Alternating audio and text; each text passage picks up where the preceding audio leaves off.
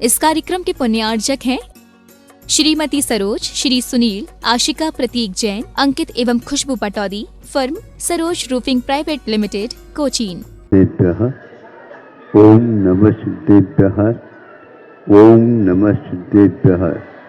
अहिंसा परमो धर्म की, आचार्य गुरु श्री कुंड कुंड भगवान की, आचार्य गुरु श्री ज्ञान सागर मुनि महाराज की। दीपक जलाना है।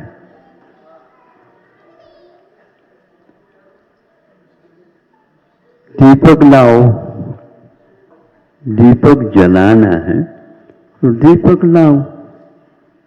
दीपक हाथ में लेकर के उससे देखो तो खाली दीपक लिया, जलाया नहीं, उससे देख रहा कोई देख रहा तो दीपक से तो देखते ही सब, लेकिन जलता हुआ दीपक चाहिए। अब जलाना चाहा दीपक को, दीपक नहीं जला, दीपक जल नहीं रहा। कैसे नहीं जल रहा?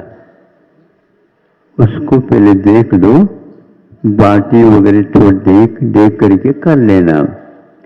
बाटी को देख लिया,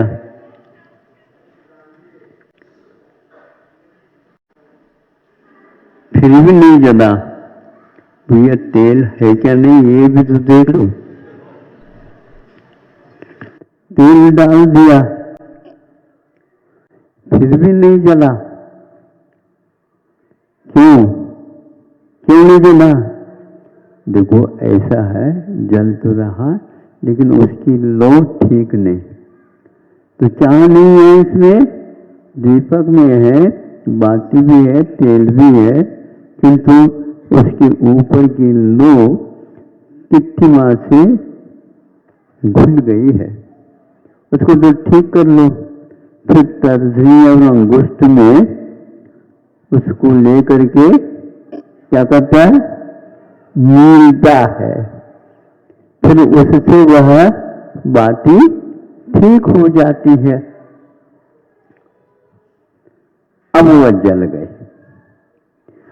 बाती को जलाना भी ठीक है, किंतु बाती में भी जलती किट कालियां जम गई है तो वो उसको निकालना भी ठीक है।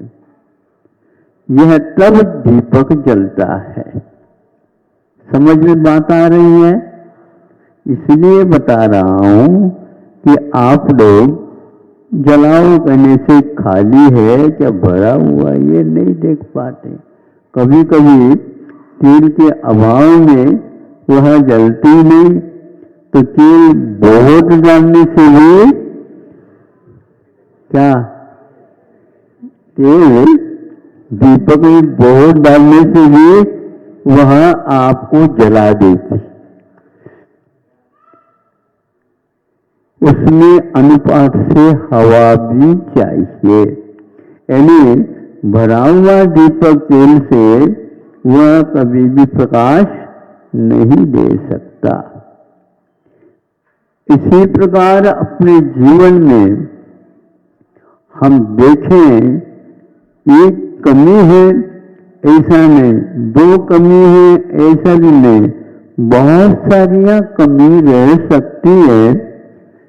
इसके कारण वह जीवन में सुख शांति के बिना व्यतीत करना पड़ता है। सबसे ज्यादा जिसको पैसा फ्री था, कोरोना के काल में भिन्न भिन्न देशों में भिन्न भिन्न परिणतियां देखने को उपलब्ध हुई। उसमें एक इटली है, उसमें लिखा हुआ था सभी लोग उस रोग से त्रस्त हो गए हैं। डॉक्टरों ने भी भर्ती कराना बंद कर दिया, क्योंकि उनके मालूम है उनको ये ठीक नहीं हो सकता। इस प्रकार जब हो गया हाहाकार जैसा, सुनो कितना अच्छा उन लोगों ने सोचा। उनमें से एक व्यक्ति अपने घर में जो नोट थे उन सब को फेंक दिया। इस पैसे से क्या प्रयोजन है? अपनी जिंदगी यदि नहीं बचा सकता। जिंदगी के लिए पैसा है क्या पैसे के लिए जिंदगी है? बोलो। जिंदगी के लिए पैसा चाहिए, पैसे के लिए जिंदगी नहीं है। जो व्यक्ति पैसे के लिए जिंदगी को खपा रहा है तो वह जिंद नहीं जिंद है। भूत लगा है उसको, घर की किसकी भी बात नहीं मानता हो, उसको तो पैसा ही कमाना, पैसा ही कमाना, पैसा ही कमाना। यदि ऐसा भूत लगता है तो पैसा ही कम आना, पैसा ही कम आना, पैसा ही कम आना होता है। समझ में बात आ रही है नहीं हमारी? आप लोगों को समझाना बहुत कठिन है और आपको समझना और कठिन है।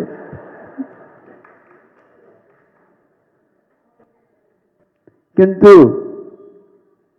समझाना तो पड़ेगा ही।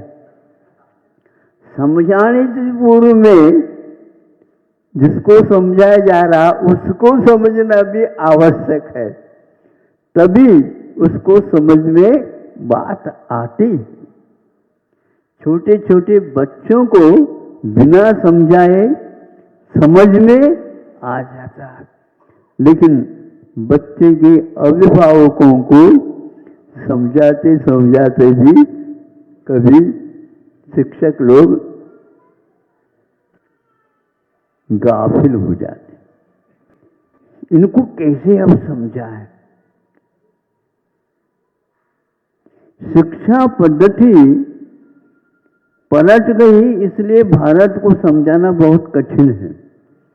भारत के बच्चे तो समझ गए, किंतु अभिभावक नहीं समझ पा रहे, क्योंकि उन्होंने जो कोई भी धारणा बना दी उस धारणा को वो छोड़ना नहीं चाहते।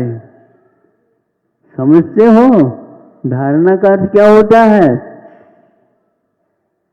उपवास का संकल्प करना है, उपवास का संकल्प करना। ऐसे जल्दबाजी में संकल्प न करो। क्यों? पारना कब करोगे ये पहले संकल्प करो। नहीं समझे? हाँ, धारणा के साथ पारना के लिए भी सोचना चाहिए। यदि वह याद नहीं है तो धारणा बढ़ाते जाओ। कब तक के लिए धारणा है ये? पैसे को कमाना है तो धारणा बना लो, और कहां पर रुकना ये भी देख लो। टिकट लेते समय ये टिकट दे दो, कहाँ का टिकट बताओ, कहाँ का टिकट बताओ? सिरपुर का टिकट दे दो।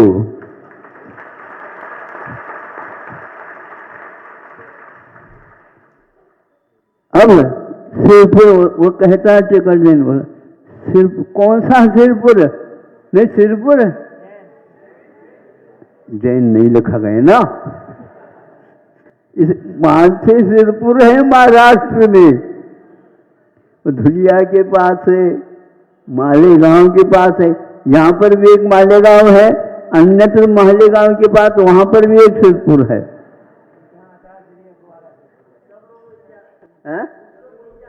कुछ लोग नहीं, बहुत सारे लोग जाते हैं वहीं पर। फिर बाद में जहां पर महाराज का संग है वहां पर तो कहता वो वहां पर जाओ, तो फिर लौटो। इसलिए धारणा और पारणा दो चीज है, लेकिन धारणा के समय पर पारणा को भी याद करना आवश्यक है। लेकिन कब तक याद रखो? जब खाया ही नहीं जा रहा है उस समय क्या करोगे? जब खाने की क्षमता समाप्त हो गई तो मुनि महाराज कहते हैं हमारा पूर्ण जीवन जब तक है तब तक के लिए त्याग है। इसको भक्त प्रत्याख्यान बोलते हैं।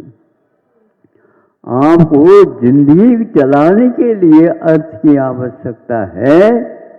सरकार आपके लिए कोई चिंता नहीं करती, किंतु आप जी रहे हैं अर्थ के लिए, तो उसकी पूर्ति तो हम कर नहीं सकते।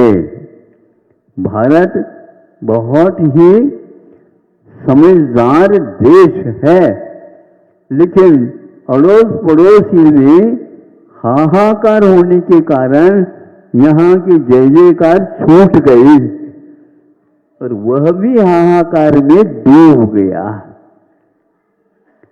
यहाँ अर्थशास्त्र पहले भी था, अभी भी है, किंतु आज भारत का जो अर्थशास्त्र है, अर्थशास्त्री है, वह विश्व में नाम कमाने लगे हैं।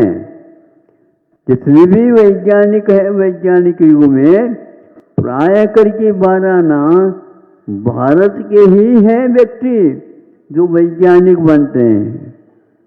और वैज्ञानिक बनो, यहाँ की शिक्षा ले लो, पढ़ो और विदेश की नौकरी करो। ये गड़बड़ है। ताली बजाओ, आप बजा दिया। ताली बजाने के लिए काय के लिए ताली बजा रहे हो? ये तो पूछो। नौकरी करने के लिए? आज्ञा सम्यक तो है, लेकिन उस आज्ञा के साथ थोड़े तो बताओ ताली क्यों बज गई? एक व्यक्ति ने ताली बजा दिया, दूसरे ने भी ताली बजा दिया, सब लोगों ने ताली बजा दिया। अब जिसको नींद लग गई थी उसको उठ गया। वो आप लोगों ने ताली बजाया, क्यों बजाया? तुम भी बजाओ। गलत है ये। भारत सोचता है, कदम उठाता है। इसी के लिए आचार्यों ने ज्ञान की बड़ी आवश्यकता है। और आप ज्ञान करके, पैसा पूरा खर्च करके नौकरी कर रहे हैं, ये भारत के अर्थशास्त्र के लिए एक प्रकार से स्वीकार नहीं है। अर्थ करी विद्या नहीं होती। इसी प्रकार आज धीरे धीरे शिक्षा नीति समाप्त हो गई, उसको धीरे धीरे बना रहे हैं, पूर्व स्थिति तक ला रहे हैं। चिकित्सा में भी यही हैरानी है। काहे की चिकित्सा, किसकी चिकित्सा? सुनते हैं, अन्यथा नहीं ले, हमने सुना है और पढ़ा है, इसलिए कह रहा हूं।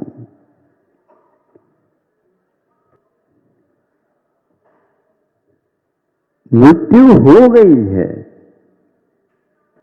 अभी भी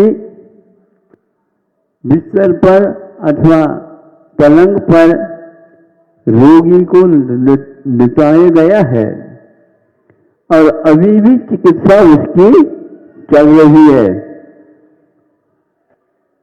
उनके परिवार वाले सोच रहे हैं, भैया क्या हो गया, क्या हो गया, क्या हो गया? कुछ नहीं हुआ, बिल्कुल ठीक हो रहा है। और इस प्रकार समय निकाला जाता है, ऑक्सीजन दे दे करके उसको है ऐसा कहा जा रहा है, किंतु वहां पर मुर्दा है और वह कोई व्यक्ति है ही नहीं। उसके कारण उसके पैसे बढ़ जाते हैं। अब बताओ, मरने के बाद भी भारत में चिकित्सा होने लगी है। हाँ, बता है, ये पता है इसकी अब चिकित्सा हो नहीं सकती, फिर भी लिखा हुआ है वहाँ पर। देखो, आपने अपने हाथ से लिखा है। हम जो कहते हैं उसको सुनो, नहीं तो हम कोई जिंदगी नहीं दे पाएंगे। ऐसे डरा डरा कर ये उससे ले लेते। दया कहाँ गई?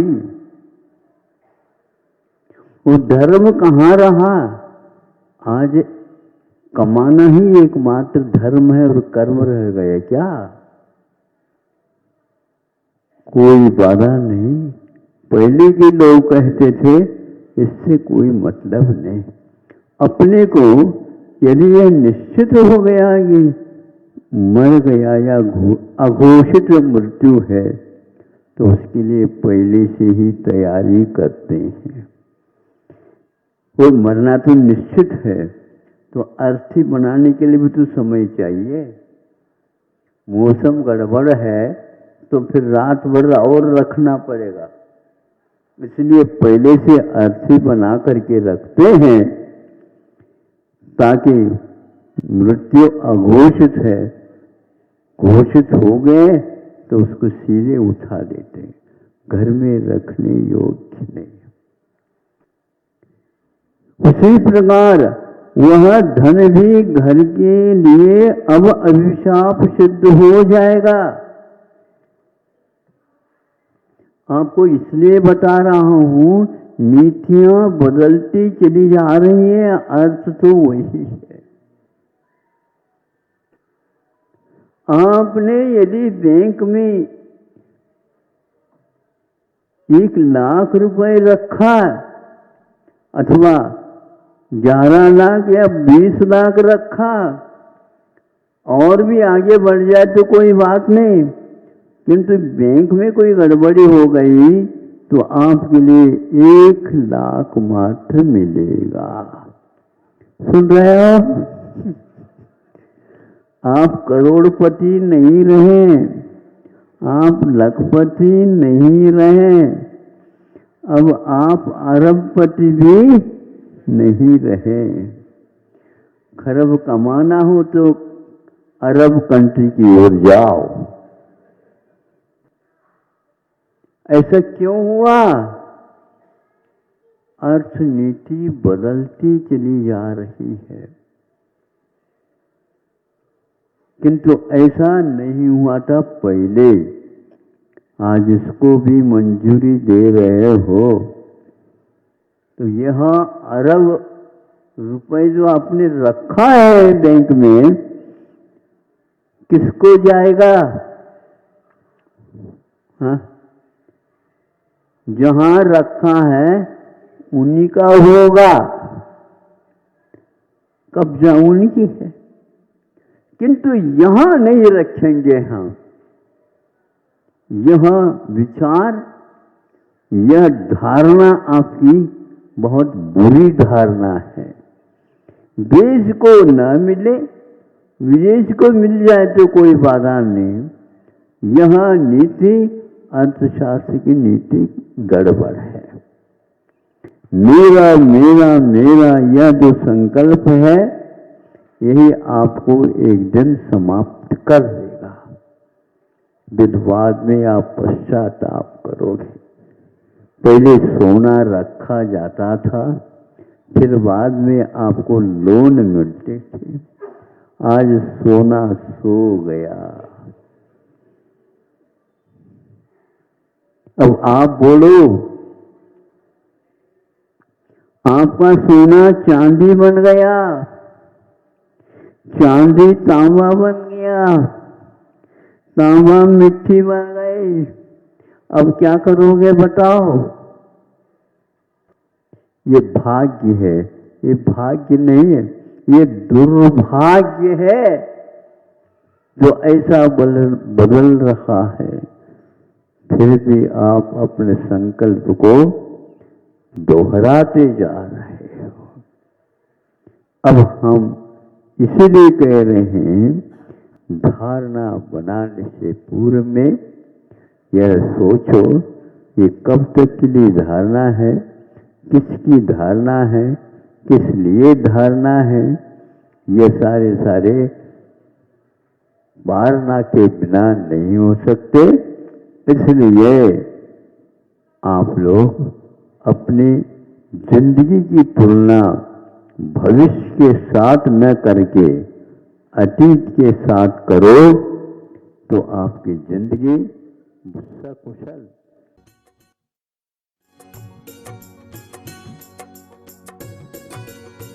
अत्र उत्तरसवर्तिति आह्वाननम् अत्र तिष्ठतिष्ठस्थापनम् अत्र सन्निधोष्ठस्थापनम् सनदीकरणम्। सांसारिक विषयों में पढ़कर मैंने अपने को भरमाया, इस राग द्वेष की बैतरणी से अब तक पार नहीं पाया। तब ज्ञान सिंधु के जल कन से भव कालुष धोने आया हूँ। आना जाना मिट जाए मेरा यह बंध काटने आया हूँ। ओम रोम परम पूज्य संत शून्याचार्य भगवान विद्यासागर जी महामुनींद्राय जन्म जरा मृत्युनाशनाय जलम निरूपामिति स्वाहा। क्रोध अनल में जल जल कर अपना सर्वस्व लुटाया है, निज शांत स्वरूप न जान सका जीवन भर इसे भुलाया है। चंदन सम शीतलता पाने अब शरण तुम्हारी आया हूँ। संसार ताप मिट जाए मेरा चंदन वंदन को लाया हूँ। ओम रोम परम पूज्य संत शून्याचार्य भगवान विद्यासागर जी महामुनींद्राय संसार ताप विनाशनाय चंदनम निरूपामिति स्वाहा। जड़ को न मैंने उजड़ समझा, नहीं अक्षय निधि को पहचाना। अपने तो केवल सपने थे, भ्रम और जगत को भटकाना। चरणों में अर्पित अक्षत है, अक्षय पद मुझको मिल जावे। तब ज्ञान अरुण की किरणों से यह हृदय कमल भी खिल जावे। ओम रोम परम पूज्य संत शून्याचार्य भगवान विद्यासागर जी महामुनींद्राय अक्षय पद प्राप्त अक्षतम निरूपमिति स्वाहा। इन विषय भोग की मदिरा पी मैं बना सदा से मतवाला।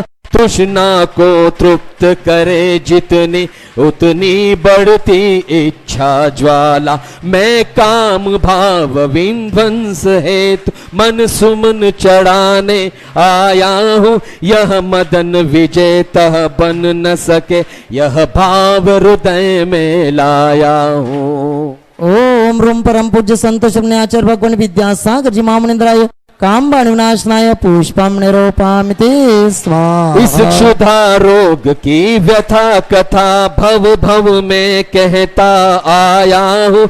अति भक्ष अभक्ष फके फिर भी मन तृप्त नहीं कर पाया हूँ।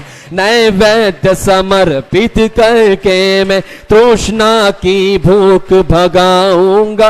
अब और अधिक न भटक सकूं, यह अंतर्बोध जगाऊंगा। ओम रोम परम पूज्य संत शून्याचार्य भगवान विद्यासागर जी महामुनींद्राय क्षुधा रोग विनाशनाय नैवेद्यम निरूपामिति स्वाहा। मोहांधकार से व्याकुल हो निज को नहीं मैंने पहचाना। मैं राग द्वेष में लिप्त रहा, इस हाथ रहा बस पछताना। यह दीप समर्पित है मुनिवर, मेरा तम दूर भगा देना। तुम ज्ञान दीप की बाती से मम अंतर दीप जला देना। ओम रोम परम पूज्य संत शून्याचार्य भगवान विद्यासागर जी महामुनींद्राय मोहंधकार विनाशनाय दीपम निरूपामिति स्वाहा। इन अशुभ कर्म ने घेरा है, मैंने अब तक माना था। इस पाप कर्म तज पुण्य कर्म को चार रहा अपनाना था। शुभ अशुभ कर्म सब रिपुदल है, मैं इन्हें जलाने आया हूँ। इसीलिए तव चरणों में अब धूप चढ़ाने आया हूँ। ओम रोम परम पूज्य संत शून्याचार्य भगवान विद्यासागर विद्यासागर जी मामनिंद्राय अष्टकर्म दर्णाय धूपम निरूपामिति स्वाहा। भोगों को इतना भोगा कि खुद को ही भोग बना डाला, साध्य और साधक का अंतर मैंने आज मिटा डाला। मैं चिदानंद में लीन रहूं, पूजा का यह फल पाना है, पाना था जिसके द्वारा वह मिल बैठा मुझे ठिकाना है। ओम रूम परम पूज्य संत शून्याचार्य भगवान विद्यासागर जी मामनिंद्राय महामोक्ष फल प्राप्त के वैभव को पाकर मैं निश दिन कैसा अलमस्त रहा, चारों गतियों की ठोकर को खाने में ही अभ्यस्त रहा। मैं हूँ स्वतंत्र ज्ञाता दुष्टा, मेरा पर से क्या नाता है, कैसे अनर्घ पद पा जाऊं यह अरुण भाव ने आया है। ओम रूम परम पूज्य संत शून्याचार्य भगवान विद्यासागर जी मामनिंद्राय अनर्घ्य पद प्राप्त अर्घ्यम निरूपामिति स्वाहा। हम सब मिलकर विद्या गुरु की पूजन करेंगे, पूजन करेंगे। भावों की निर्मल सरिता में अवगाहन करने आया हूँ, मेरा सारा दुख दर्द हरो यह अर्घ भेटने लाया हूँ। है तपो मूर्ति है आराधक, है योगीश्वर है महान संत, है अरुण कामना देख सके युग युग तक आगामी बसंत। ओम रोम परम पूज्य संत शून्याचार्य भगवान विद्यासागर जी मामनिंद्राय अनर्घ्य प्राप्त जयमाला पूर्णार्घ्यम निरूपामिति स्वाहा। नमो भगवान नमस्तु नमस्तु नमस्तु। ओम नमः सिद्धेभ्यः, ओम नमः सिद्धेभ्यः, ओम नमः सिद्धेभ्यः। अहिंसा परमो धर्म की आचार्य गुरुवर श्री कुंद कुंद भगवान की, आचार्य गुरुवर श्री ज्ञान सागर मुनि महाराज की। जय बोलो परम पूज्य संत शून्याचार्य भगवान विद्यासागर जी महामुनि राज्य की, समस्त आचार्य संघ की।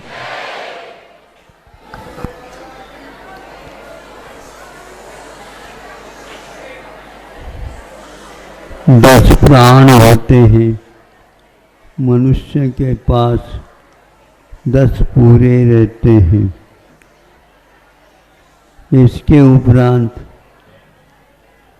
11वां प्राण अन्न माना जाता है और उसको लाने के लिए 12वां प्राण धन माना जाता है।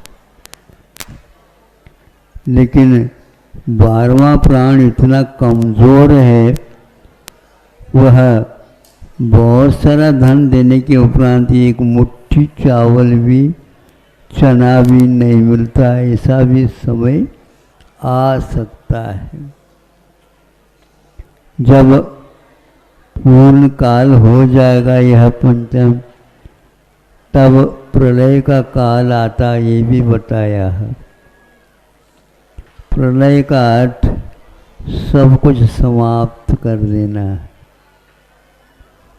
फिर भी संसारी प्राणी आज तक इन प्राणों के माध्यम से जीता आया है। इसके लिए अन्न के बिना चलता नहीं, यह केवल मनुष्य और तिरंचों की अपेक्षा से कहा। देवों के पास यह राशन अमृत के रूप में मिलता है, और वह भी ऐसे नहीं कि जब कभी भी अमृत खाते रहो या पीते रहो, बरसों के बाद एक बार। और श्वास भी लेना इसके लिए अनिवार्य, श्वासोश्वास प्राण है।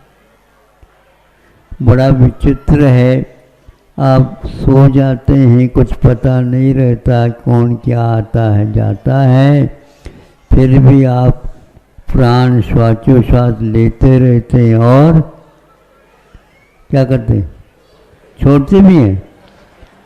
ग्रहण भी हो रहा है और त्याग भी हो रहा है। एक बात पूछनी है आपसे, नहीं छोड़े तो अच्छा है, ग्रहण ज़्यादा करते जाओ, होगा ही नहीं। छोड़ा हुआ जब तक अपान वायु को छोड़ोगे नहीं, तब तक प्राण वायु को ग्रहण कर नहीं सकते। इस प्रकार रात दिन काम चल रहा।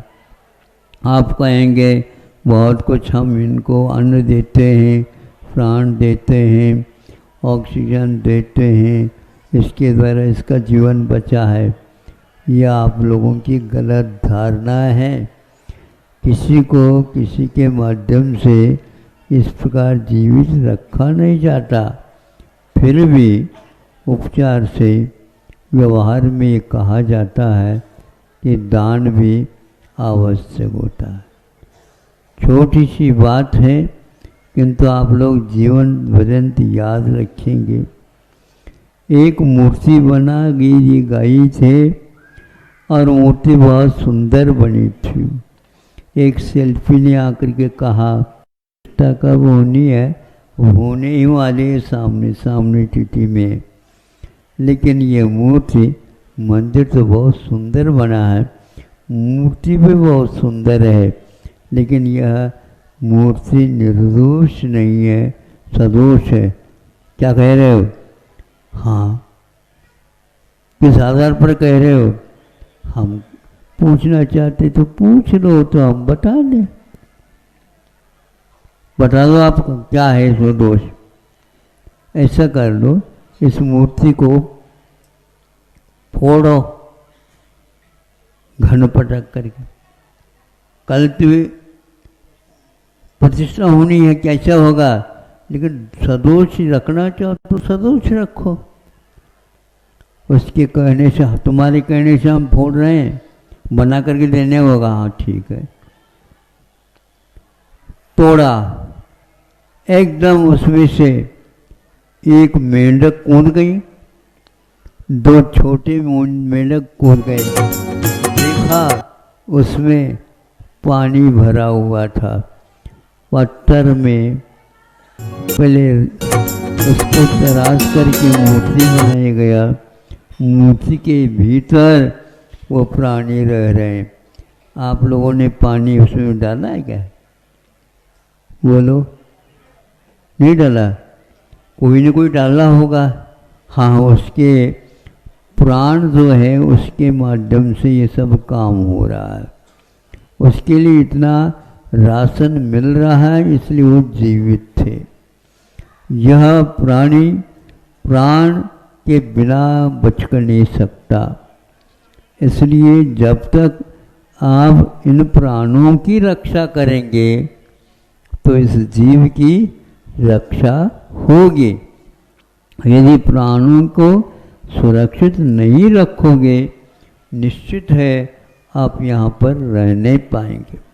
लेकिन ये भी ध्यान रखना, भले ही ऊपर का शरीर छूट जाएगा, किंतु भीतर का जो शरीर इन शरीरों को देने वाला है वह तेजस कारमणादिक हैं।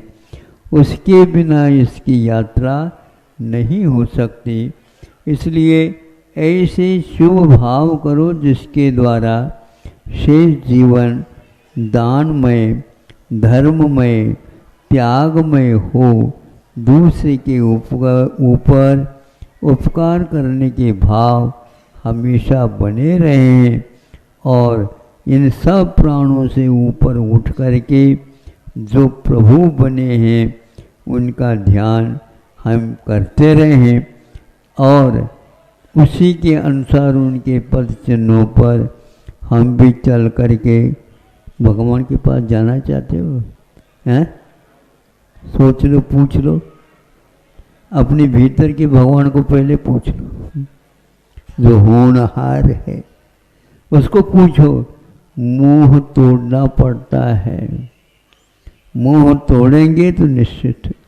तो वह शिल्पी को ये ज्ञान हो गया, किसी को नहीं हो रहा था। ये कैसे जाना?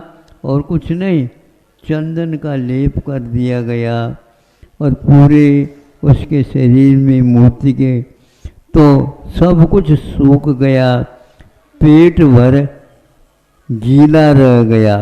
बस यही इसकी पहचान है। यहाँ पर इसका दोष है। इसी प्रकार आप लोग भी इस पेट को सदोष मान करके निर्दोष आहार दो, ताकि सांसारिक सभी दोष समाप्त हो जाए। अहिंसा परमो धर्म। चलो परम पूज्य संत श्रवण आचार्य भगवान विद्यासागर जी महामुनि राज जी की, समस्त आचार्य संघ की।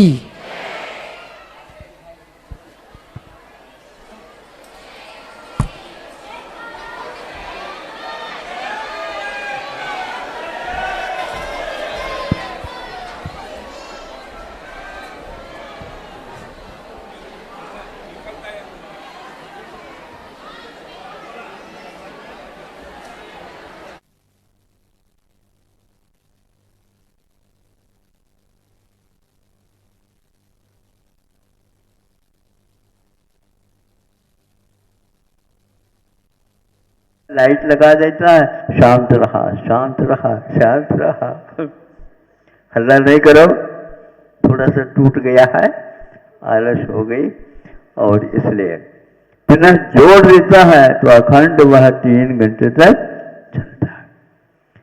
इसलिए कर्म भी आपके रील के रूप में चलते रहते हैं। यदि कर्म को आप करना बंद कर दोगे, क्या होता है? पैसा समाप्त और मेला समाप्त, खेल खत्म, पैसा हजम। अरे पैसा, कोई पैसा खाएगा तो हजम होगा, कहा जाता है। तो ऐसी स्थिति में आपको अब अध्ययन करना ही होगा। यह हमने खंबे के सहारा लेकर के घूमना, अपने आप को घुमाना चालू किया, इसको बंद कर दिया जा सकता है। इसको पुराण ग्रंथों में ये कहा गया है, बीज वृक्ष परंपरा। आप बताओ, बीज पहले है क्या फल पहले? जल्दी बोलो। बीज सही है।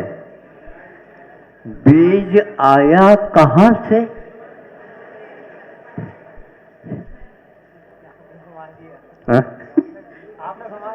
नहीं, घुमा का दिया, सही प्रश्न है। बीज आया कहां से? फल में। फल आया कहां से? वृक्ष में बीज से। इसलिए फल भी अनादि से है तो बीज भी अनादि से है। कर्म भी अनादि से है तो जीवात्मा भी अनादि से है। कर्म के उदय में आत्मा को पुनः कर्म करना होता है तो पुनः बंद हो जाता है। यह आ रहा है अरहट के घड़े। अरहट में कई डिब्बे बंधे हुए रहते हैं और वह राउंड में रहता है, एक एक डिब्बे, और उसको चलाया जाता है बैल के माध्यम से, तो वह घूमने लग जाता है। जो भरे हुए हैं डिब्बे वो ऊपर की ओर आ जाते हैं और नीचे जाते हैं तो पुनः वो खाली हो जाते हैं। पुनः वह चाक चलती रहती है, डिब्बे खाली होते हैं और भरते चले जाते हैं। यह रोकना चाहे उस बैल को कह दो तुम अब रुक जाओ, अब कोई डिब्बा भरेगा नहीं, जहां भरा है वहीं का वहीं खड़ा रहेगा और जो खाली है वो खाली के खाली रहेंगे। इसलिए भरना छोड़ दोगे तो अपने आप ही मरना भी छूट जाएगा। पेट्रोल यदि गाड़ी में डाला जाता है तो गाड़ी चलती है। चालक चलाए देखेंगे बिना पेट्रोल के, नहीं धक्का मार दो तो चल जाएगा, धक्का मारने से भी नहीं चलेगा। उसमें तेल तो डालना ही होगा। तेल डालने के उपरांत भी यदि तेल ठंडा हो गया है बहुत, मशीन ठंडी हो गई है बहुत, तो उसको गर्म करना आवश्यक होता है। इस सिद्धांत को जब तक बीज फल परंपरा को हम समझने का प्रयास करें तो कर्म फल, कर्म पहले है या कर्म फल पहले है? तो राग द्वेष पहले है या कर्म पहले? कर्म का उदय होता है, राग द्वेष होते हैं, राग द्वेष होते हैं तो पुनः कर्म वर्गनाय कर्म के रूप में परिणत हो जाते हैं। ये चक्र है और यह चक्र व्यूह है। अभिमन्यु के लिए भी घातक हुआ है। अभिमन्यु कभी भी इसमें फंसता नहीं, लेकिन वह प्रवेश करना तो जानता है, किंतु बाहर आना निकलना उसके लिए संस्कार नहीं दिए गए थे। कहां से कहां चले गए आप लोग बताओ। इसीलिए सिद्धांत को, वस्तु के परिणाम स्वरूप को हम समझे। घबराने की बात नहीं, ये संसार का चक्र रोक नहीं सकता। जो अनादिकाल से आ रहा है वह अनंत काल तक रहेगा।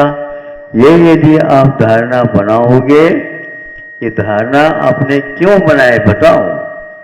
अपने आप बनाए बताए नहीं, हम गुरुओं के मुख से चीज कोई सुनी नहीं, सुनने के उपरांत भी उसके ऊपर विश्वास नहीं करने से ये फल मिलता है। समझ में तो आता नहीं और मानो मानो मानो ऐसा आप कह रहे हैं। अब हमें बता दो, आपके घर में दादाजी थे?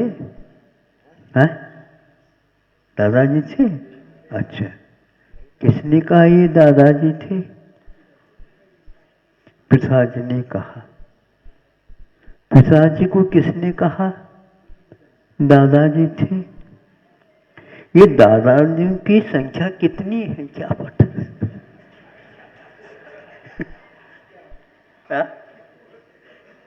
एक पिताजी के पहले दादाजी थे, उनसे पहले और दादाजी थे, उनसे पहले और दादाजी थे। तो किसने किसको कहा? अपने अपने दादाजियों ने अपने अपने दादाजी का परिचय दे करके चले गए। और ये कभी भी अंत नहीं हो रहा, हमारा माथा ही खराब हो रहा। आपका माथा कैसे रह रहा है हमें समझ में नहीं आ रहा है। आप बिल्कुल प्रसन्नता के साथ बैठे हो। ये महान चक्र है, मानना ही पड़ता है। दादाजी थे। तुम्हारा नाम क्या है?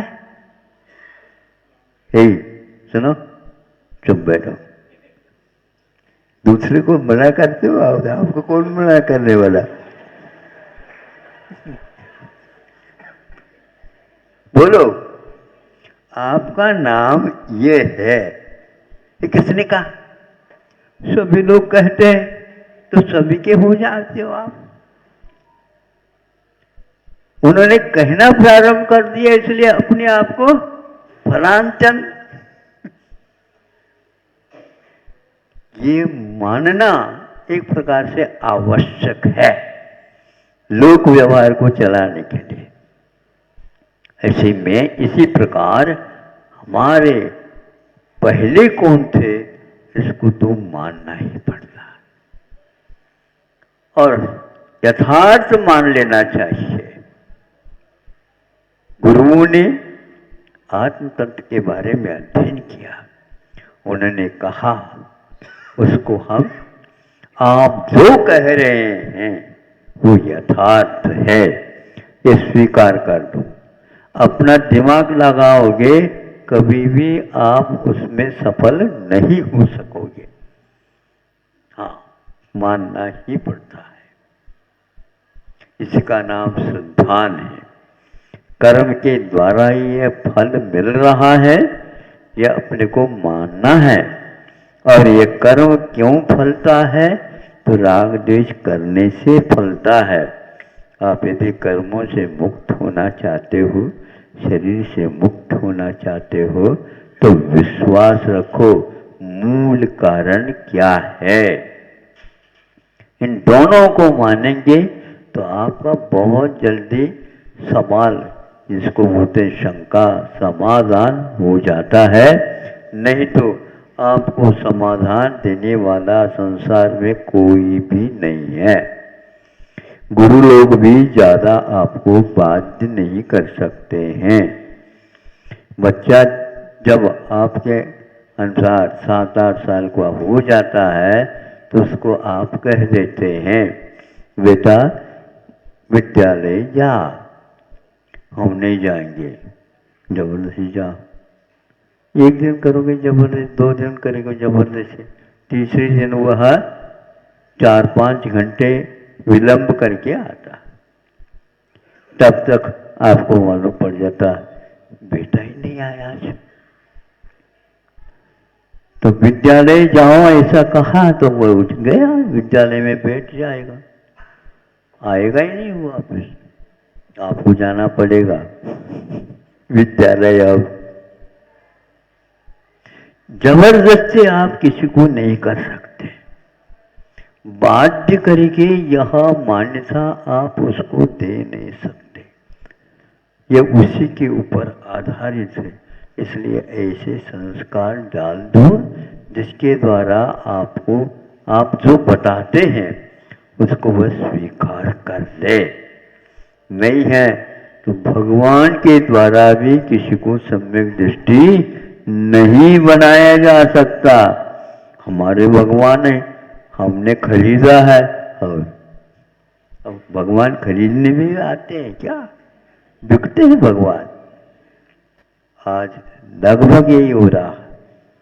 ये हमारे भगवान है, ये तुम्हारे भगवान, किसी के नहीं है। भगवान भगवान के हैं। नहीं सुन, ये बिल्कुल फैक्ट है। आपने यदि खरीदा तो किसके लिए खरीदा? सिद्धांत को मजबूत बनाने के लिए। अभी भी वही रट रहे हो आप। हमने खरीदी, हमने खरीदी, ये हमारी है, ये हमारी है, ये हमारी। कोई किसी का नहीं होता। बाद में पश्चाताप करने की अपेक्षा से पहले से सुधारो। नहीं सुधरोगे तो कोई दादाजी वापस आकर के नाते को समझाएगा नहीं है। आप उसकी प्रतीक्षा में हो क्या? इसको छोड़ दो, आप बंद कर दो। जो गया है वो अपने आप में रमने लगा है, इधर देखता तक नहीं हो। और आप अभी भी उसके दिवस गिन रहे हैं। ये आज कल मुकुट सप्तमी के दिन भगवान मुक्त हो गए, ये नहीं जानेंगे हमारे दादा मुक्त हो गए। दादाजी को पुण्यतिथि है, पुण्यतिथि तो मनाएंगे, लेकिन मुकुट सप्तमी नहीं मनाएंगे। हाँ हाँ, दीक्षा कल्याणक है।